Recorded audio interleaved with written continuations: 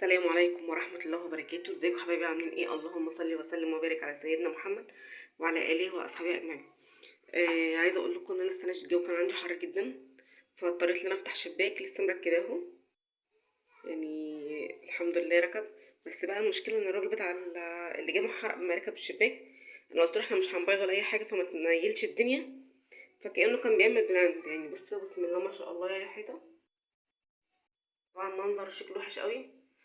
جوزي قال لي والله ما جايب حد يبيض، خليها بقى على كده، لان هو ما بيحبش يقعد الاصطناعيين. الصناعيه حبالهم طويله وعايزين بقى لف وراهم ومش عارفه ايه، كاننا بالمعنى اصح اللي احنا مش بنديهم فلوس وبنشحت منهم.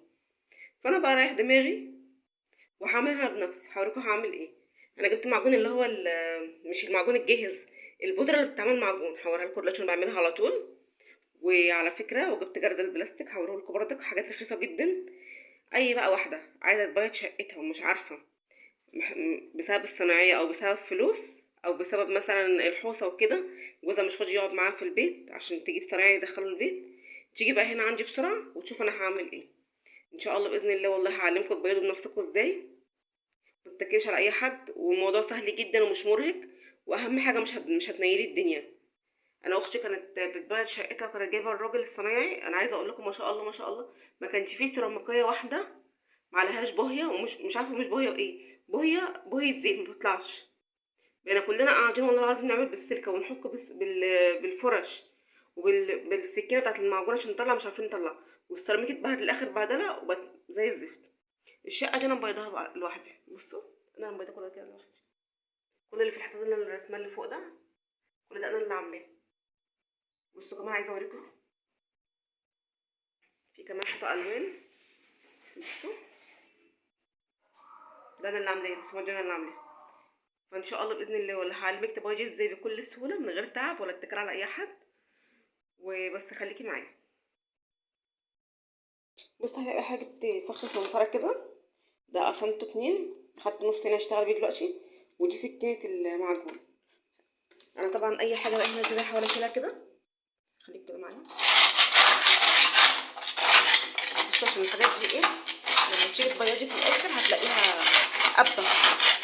انا عشان كده بقول لكم ايه، اول حاجه كده. وعايزه اوريكم حاجه تانية. بصوا انا عندي الحيطه من تحت عامله ازاي.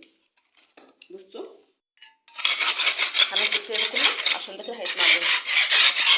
بصوا الحاجات دي كلها لازم ننزلها قبل ما نعمل اي حاجه، عشان لما تيجي تمعجنها تبقى كده كلها مستويه. انا والله العظيم بعلمكم حاجه لله، ان شاء الله باذن الله ربنا يجعلها في ميزان حسناتي وميزان حسنات والدي الله يرحمه. هحط يعني كل الكلام ده كده، لازم الكلام ده كده كله يتحك كويس قبل اي حاجه خالص. طبعا انا بوريكم بس عشان لو عندكم اي حاجه قبل تعملوا. طبعا مش هصور معاكم الحاجه كلها، انا بحكها لان طبعا ده الفيديو هياخد وقت كتير. انا بس كل اللي هعمله ان انا بوريكم بس تعملوا ايه، عشان اللي عنده مثلا رطوبه، عنده قشر عين ولا اي حاجه، ينزلها الاول كده، ينزل بكل سهوله كده. هنا بس كده ايه، بسم الله، بسم الله غرقي عشان قبل ما احط المعجون لازم ده كله ده كده ينزل. هكمل بقى ان شاء الله وارجع لكم انا بعمل المعجون.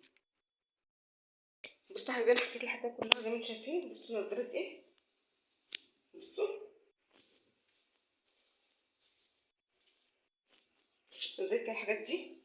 لازم تحكي كويس عشان لما تيجي تبيضي مش يومين وتعمل لك تاني. طبعا البيضه مش بالسهل والحاجه كمان غاليه، بس احنا طبعا يعني على قد ما نقدر لمينا الدنيا.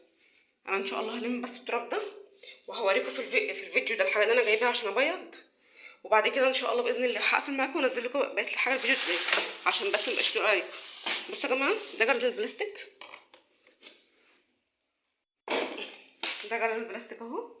ده فيه حوالي 10 كيلو، في اصغر وفي اكبر، بس انا جبت الوسط. انا قلت كفايه 10 كيلو، بعد كده احتاج اجيب نفس عشان ما اجيبش زياده يعني. فده في منه كمان 5.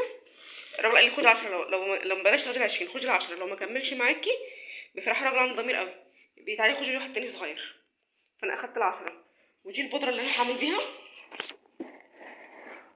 دي بودره المعجون ماشي. بس انا الصراحه والله نسيت اسمها، بس خلي بالكم عايزه اقول لكم على نصيحه برضه. في بودره تانية بيتحط عليها غيرها، دي ما بيتحطش عليها غيرها خالص، دي بتتعمل ميه بس. دي الكيلو ب8 جنيه.